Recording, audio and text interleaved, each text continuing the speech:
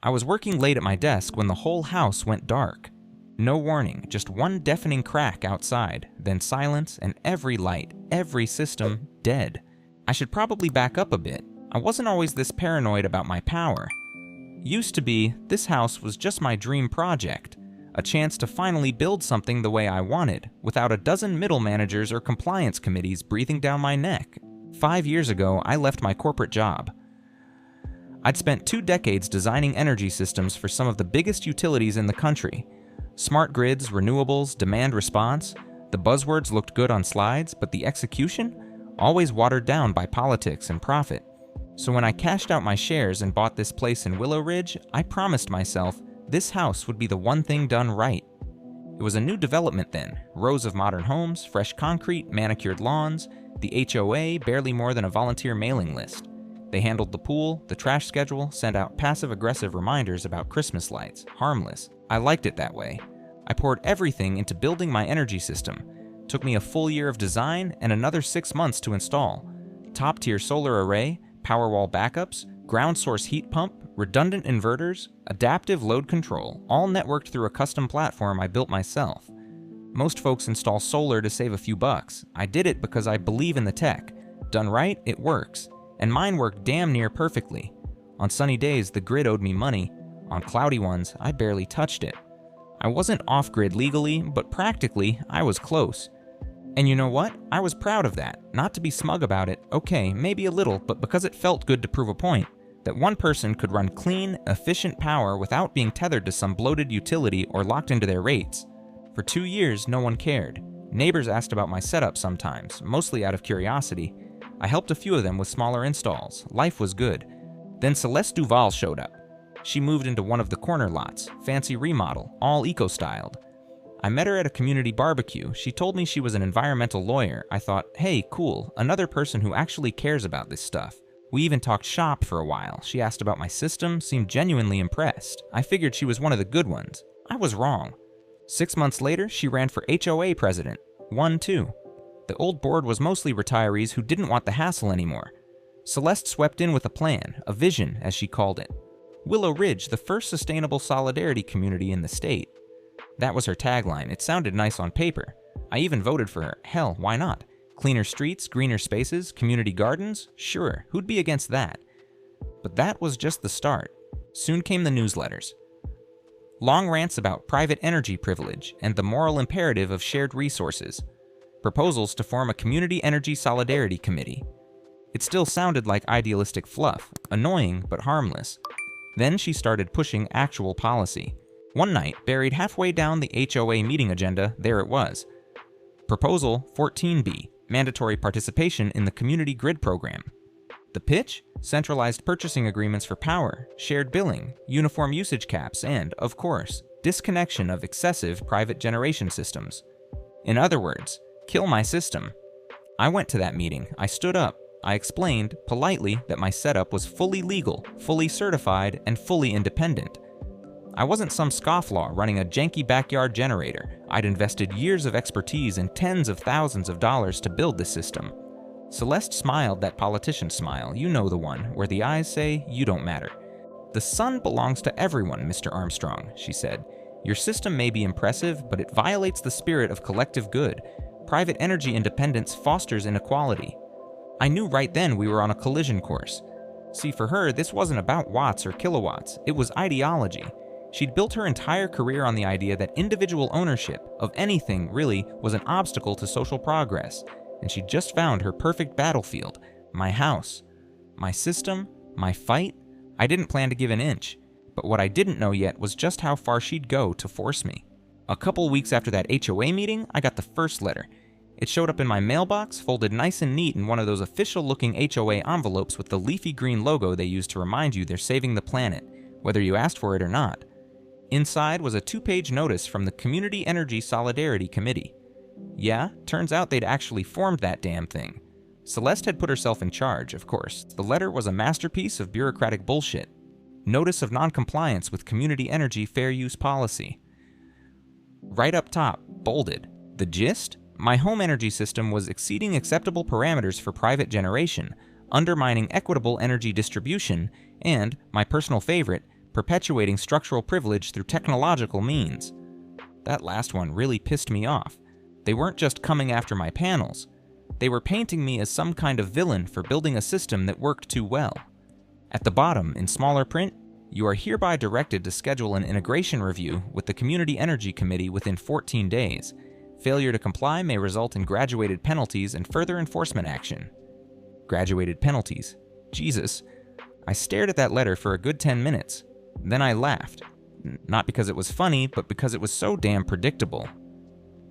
I wrote up a polite, professional response, cited state and federal law on private generation rights, attached copies of my system's certifications, reminded them that participation in any community grid program was strictly voluntary under current HOA bylaws. Mailed it off the next morning. Thought that would be the end of it. I was wrong. A week later, I came home to find a bright yellow violation notice taped to my front door. One of those big laminated ones they use when someone lets their lawn die or parks an RV in the street.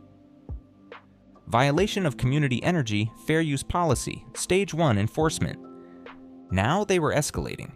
2 days after that, my mailbox started filling up with automated fine notices, $50 here, $100 there, for non-participation in mandated energy solidarity programs. Total bullshit. But the worst part wasn't the fines. It was the email blast that Celeste sent out to the entire neighborhood. As we move forward with creating a more just and equitable energy future, we ask all residents to participate fully. Unfortunately, one homeowner has chosen to remain non-compliant, creating imbalance and inequality within our community grid. We urge understanding and cooperation, but we will not tolerate selfishness at the expense of collective good. She didn't name me. She didn't have to. Overnight, neighbors who used to wave when they passed started looking the other way. One guy I'd helped set up a backup battery system flat out ignored me at the grocery store. The message was clear: comply or become the enemy. I wasn't about to roll over. But looking back, that first letter wasn't just a notice, it was a warning. And I should have known. They were just getting started. I held out for a while, kept paying my actual utility bills, ignored the HOA fines. They had no legal standing anyway, not for this. For a few weeks, things seemed quiet. Too quiet. I should have known better. Then the next wave hit. One afternoon, I got a notice from the local utility my net metering agreement, the one that let me sell surplus power back to the grid, had been suspended pending review. No warning, no explanation. I called them. The guy on the line sounded uncomfortable, said they'd received a formal request from the local Clean Energy Board to review my compliance status under the new community standards. Community standards my ass, that was Celeste, pulling strings. With net metering gone, my system was still running, but now the batteries were hitting capacity fast. If I didn't dump power somehow, I'd have to throttle generation. And that wasn't all. A couple days later, a crew from the utility company showed up unannounced, tried to access my exterior meter and inverter panel to perform an inspection. I stopped them at the gate, told them they weren't setting foot on my property without a warrant. One of the guys actually apologized, said they'd been ordered to check for unauthorized modifications. Unauthorized, on a system I'd designed, built, and certified myself. Word spread fast. Neighbors started giving me the cold shoulder. At the next HOA meeting, one I didn't bother attending, a motion passed formally requiring all homes to participate in the community grid. Voluntary, my ass. I got the minutes emailed to me the next morning, along with another fine, $500 this time. That night, I sat out on my back porch just thinking. Part of me wanted to pack it in, sell the house, and get the hell out of this mess. But another part of me, the stubborn part, wouldn't give Celeste that win. So I stayed. A week later, they made their next move. It was around midnight. I was at my desk working, consulting gig for a startup in Austin, when I heard a deep metallic thunk from outside. Then a second, then a sharp crack, like metal under stress. And just like that, everything went dark. Monitors, lights, the soft hum of the inverter system, all dead. I grabbed a flashlight and ran for the door. By the time I got outside, I caught a glimpse of two figures in dark hoodies sprinting across my lawn. One of them vaulted the side fence like a damn gymnast. I didn't chase them, no point. What I did was start assessing the damage. The main solar array, 4 panels shattered, glass everywhere, looked like they'd used a crowbar or a bat. A couple of mounting brackets were twisted clean off the rails. The conduit leading to my inverter had been sliced open. Wires hanging like spaghetti. My ground source heat pump? The exterior compressor housing was dented in and leaking fluid. They'd even yanked the weather station sensor off its pole, ripped the cables straight out. It was calculated, deliberate, and yeah, I called the cops. 2 officers showed up, took statements, filed a report, but without clear IDs or plates, they didn't hold out much hope. One of them, older guy, grizzled, pulled me aside before leaving. "Off the record, Mr. Armstrong, I've seen this kind of thing before. You piss someone off who thinks they're on a mission. Be careful." I didn't sleep much that night. Next morning, I got an email from the HOA. No mention of the attack, of course, just another cheerful reminder that integration into the community grid was for everyone's safety and well-being. That was the moment it really hit me. This wasn't about energy anymore. It wasn't about money or systems or even ideology. It was about power, and they weren't going to stop until I had none. After that night, I knew I couldn't just sit back anymore, but I also wasn't about to start swinging a crowbar of my own. That's not how you win against people like Celeste. You beat them with the system they think they control. First thing I did was call my lawyer, well, technically my old buddy Eric from grad school who'd gone into utility law. He was a bit out of his depth on HOA nonsense, but he knew enough about state energy statutes to be dangerous.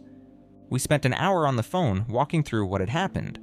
"They're bluffing," he said. "You're within your rights, but that vandalism? That's criminal. File the report, keep records, and start documenting everything. You'll need a paper trail." Already done. Next, I drafted formal letters. 1 to the HOA board, 1 to the local clean energy board, and 1 to the utility. Straight facts, no emotion. My system was legal. Their fines were unenforceable. The so-called mandatory integration violated both state law and federal energy policy. The attack on my property was criminal, and any further interference would be treated as such. I CC'd every agency I could think of: the Public Utilities Commission, the State Attorney General's office. Hell, I even copied the city council for good measure. Then I filed a formal police complaint on the vandalism, got the case number, added it to my file. I wasn't naive. I knew Celeste wouldn't fold just because I sent a few stern letters, but now I was playing offense, not defense. And sure enough, the next move came fast. About 3 days later, I got a reply from the HOA, pure lawyerese. "While we sympathize with the unfortunate incident at your property, the HOA cannot be held responsible for independent actions taken by unidentified individuals. We continue to encourage your voluntary compliance with our community grid policy for the collective benefit of all residents." Translation: too bad about your broken system. Now hurry up and comply. Even worse, the next HOA newsletter went out that same week. Big bold headline: Safety first. Why community grid participation is essential after recent incidents. They weren't just ignoring the attack, they were spinning it, turning it into an argument for why I needed to surrender what was left of my system. That one stung. But I stayed the course. Filed an official appeal with the Clean Energy Board, attached full documentation of my system, my certifications, and every correspondence to date. I got a response 2 weeks later. You could practically hear the bureaucrats sweating through the page. "Your appeal has been noted. The board recognizes the complexity of your system and the importance of individual rights. However, we strongly recommend voluntary compliance with the standards adopted by your community to ensure harmony and safety." Harmony and safety. Right. Meanwhile, the fines kept coming. My mailbox looked like a collection bin at a parking ticket convention. $500, $1,000, $2,500. All of it nonsense, but nuisance adds up. And the neighborhood? That was the worst part. People I'd chatted with on morning walks wouldn't make eye contact anymore. Kids stopped cutting through my yard on their way to the park. One neighbor even crossed the street when I came outside to check my mailbox. It wasn't subtle. Celeste was winning the social battle, if not the legal one, but the one thing she didn't count on? Engineers play the long game, and while she was busy running PR, I was digging for the one thing that could bring her whole damn house of cards down. Because if you want to beat a zealot, you don't argue, you expose them. And I was getting close. I'll be honest, by that point I was getting tired. Weeks of letters, fines stacking up, neighbors treating me like I was the devil incarnate. The system was still limping along. I'd patched what I could, bypassed the broken circuits, rerouted the batteries. It wasn't pretty, but it worked well enough to keep the lights on. But I knew it couldn't last. What I needed was leverage, something bigger than "you're violating my rights." Because Celeste didn't care about that. People like her always think they're on the side of history. So I went hunting. Late one night, 3 mugs of coffee deep, I started digging through public records, meeting minutes, property filings, grant applications, anything I could find with Celeste's name on it. That's when I hit pay dirt. Buried in a county records database of all places was a grant proposal. submitted by the Willow Ridge HOA under Celeste's signature. Pilot Community Integration Project Sustainable Energy Solidarity for Suburban Developments. Sounded fancy, but the kicker? The project wasn't just a local initiative, it was part of a statewide competition run by something called the Green Solidarity Network, a coalition of NGOs and international environmental groups. And guess what the prize was? Full funding for district-wide implementation and a speaking slot at their annual conference in Geneva. If that wasn't enough, the proposal included a timeline with specific milestones, full grid integration by Q3, 100% participation by Q4, 0 exceptions, and there it was, in black and white. My house was marked as a current outlier. Celeste wasn't just trying to build some utopian neighborhood, she was building a career, and I was the last obstacle standing between her and her international debut. But it got worse. Another document, this one a memo from the local Clean Energy Board, referenced an expedited compliance agreement between the board and the HOA. Attached was a contract with EcoGrid Ventures, a private energy consultancy. Under the terms, the HOA would receive a 15% commission on all future grid service fees collected from residents. In other words, kickbacks. They wrapped it in green language, of course, shared community benefit fund. But the money flowed straight to the HOA's discretionary account, controlled by Celeste. No wonder she was so desperate to shut me down. If even one house opted out, especially the most visible, most independent one, her whole perfect narrative would fall apart. And if that happened, no prize, no Geneva speech, no shiny new job offers. I sat back in my chair staring at the screen. This wasn't about community, it wasn't about equity, it wasn't even about the environment. It was about power. And now I finally had the proof, not just to fight back, to bury her. I didn't sleep much that night. I kept running it over and over in my head. The grant, the kickbacks, the damn Geneva conference. It all made sense now, why Celeste had pushed so hard, why she'd risked crossing legal lines, why she was willing to let thugs trash my system in the middle of the night. She wasn't protecting the planet, she was protecting her golden ticket. So the question was, how do you pull the rug out from someone like that? The answer? You don't fight in the HOA sandbox, you take the fight to a bigger court. First, I called Eric again, my utility lawyer friend, told him what I'd found. He whistled low. That's a serious mess, Ben. The Clean Energy Board could be in hot water too if they cut corners on that compliance deal. Exactly, I said. I need to make it public, and I need it to stick. Then you'll need more than a blog post. You need a paper trail and a spotlight. Spotlight, that was the key. So I reached out to an old contact of mine, Julia Ramirez, an investigative journalist I'd worked with years ago when she covered corruption in the utility sector. I didn't dump everything on her in one call. I sent a teaser, screenshots of the grant proposal, the kickback contract, the outlier list with my name on it. Her reply came within an hour. Meet tomorrow, off the record first. Game on. Next, I started building my own file. Every letter from the HOA, every fine notice, copies of my police report on the vandalism, screenshots of the HOA newsletters and Celeste's public statements about collective energy good. And most importantly, I started knocking on doors. Not every neighbor had drunk the Kool-Aid. Quiet folks, the ones who kept their heads down. I asked if anyone had security cams that caught anything the night of the attack. It took 3 tries, but I found a guy, Tom, 2 houses down, who had an old system covering his driveway and part of my side yard. We pulled the footage, grainy, black and white, but there they were, 2 figures in dark hoodies, clear as day. One of them carried what looked like a crowbar. No faces, no plates, but enough to prove this wasn't random. More ammo for the file. By the time I met with Julia the next afternoon, I had a fat folder and a thumb drive ready to go. We sat at a diner in town, back booth. She listened, eyes narrowing as I laid it out. When I finished, she sat back and tapped her pen against her notebook. Ben, this is bigger than an HOA spat. If this checks out, you've got a corruption case tied to an international program. That's front page material. That's the idea, I said. You ready to go on record? You bet your ass I am.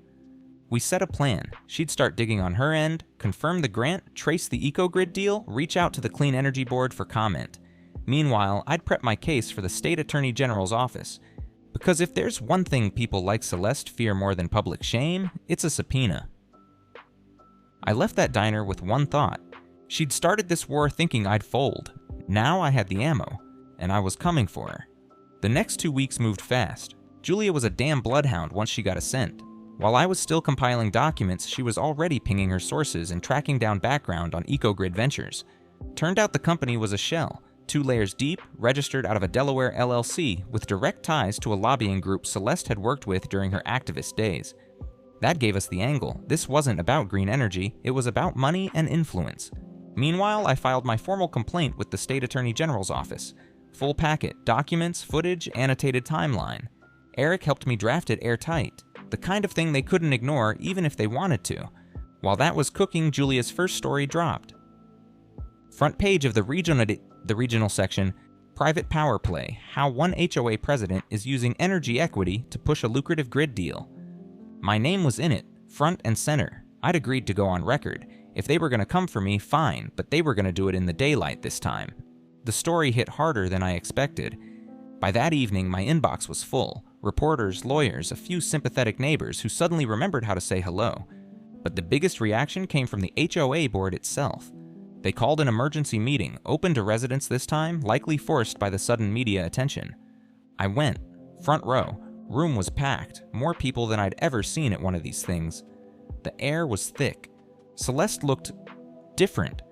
Not the smug, composed crusader from the last time I'd seen her speak. She looked tired, tight around the eyes, but still defiant. There's been a lot of misinformation, she started. Certain parties are attempting to derail our progress for personal gain. I let her talk, watched the board squirm behind her. Then I stood up. Misinformation? I said. I have copies of your grant application. I have your kickback agreement with EcoGrid. I have footage of what was done to my property on the night my system was attacked. The room went dead silent. You've used this community to build your career. You've used fear and fines to bully residents, and you've crossed the line into criminal territory to make sure no one stood in your way. I laid the documents out on the table in front of the board. Julia had helped me prep the packet, numbered, indexed, impossible to ignore. The Attorney General's office has this too, I added. Expect to hear from them soon. For a second, no one moved. Then people started murmuring. The board members glanced at each other.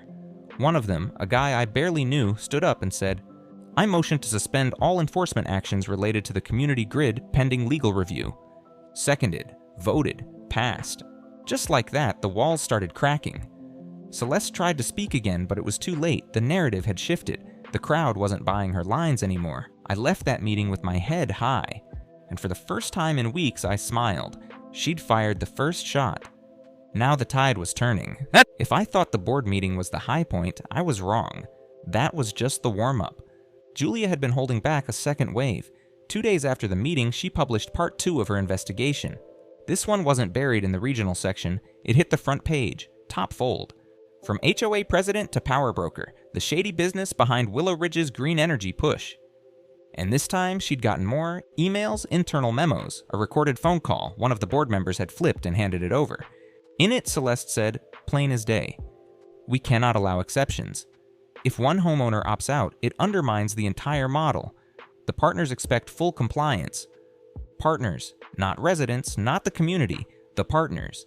That word landed like a bomb. By noon, the story had gone viral. Picked up by state outlets, then national energy blogs, then even a couple mainstream news sites. I was fielding interview requests left and right, politely turned most of them down. My fight wasn't for the cameras, but the impact was immediate. The State Attorney General's office issued a public statement. We are aware of allegations regarding improper conduct related to community energy programs in Willow Ridge and are actively reviewing submitted materials. Translation, they were moving. And the neighborhood? The shift was palpable. Neighbors who'd avoided me started stopping by. Some brought coffee. One couple left cookies on my porch with a note. We're sorry, we didn't know. Even better, I got word that 2 other residents had filed their own complaints, one to the AG, one to the Clean Energy Board. The dominoes were falling. And Celeste? Gone. I heard from a neighbor on the board. She'd cleared out her house overnight. Movers came at dawn. Word was she'd booked a flight out of the country, Canada first, maybe further. By the time the AG's office officially announced their investigation was proceeding, Celeste Duval was a ghost. No public statement, no apology, no fight. She knew it was over. Her perfect little energy commune had crumbled. And all it had taken was one stubborn engineer who refused to play along. It's funny, you think when something like this ends, there's going to be some big moment, a victory parade, a mic drop, something. But life doesn't work like that. One day you're in the middle of a war you didn't ask for, and the next, it's quiet. too quiet at first. After Celeste skipped town, the fines stopped, the notices disappeared. The HOA sent out a very carefully worded letter announcing the suspension of all community grid enforcement actions. No apology, no mention of the investigation, just silence. I'll take it. Took me a few weeks to repair what they'd trashed. The panels, the inverter wiring, the heat pump housing, all fixed. Some of it better than before. I even upgraded the security system. Let's just say next time someone thinks about playing Midnight Commando in my yard, they'll be starring in their own high-def highlight reel. The neighborhood's thawing, slowly. I'm not naive. Some folks will never look at me the same, but a lot of them came around. I don't blame them. Fear makes people stupid. Celeste was good at selling fear. The board held new elections last month.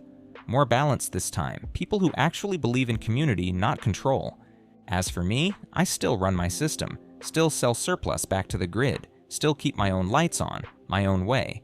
And on clear mornings, when the sun hits just right, I like to sit on the porch with my coffee and watch the meters spin the way I built them to. Last week, one of the new board members stopped by, brought over a welcome packet for a new couple moving in. At the bottom of the packet, someone had added a new clause. Residents retain the right to operate and maintain private energy systems in accordance with state and federal law. No fanfare, just a simple sentence. I smiled when I read it. Sometimes that's all it takes. One line in the right place so no one forgets. And yeah, above my workshop door now, a little sign I had made. My roof, my sun, my power. Nothing fancy, just a reminder. Some fights you don't pick, but once they start, you damn well finish them.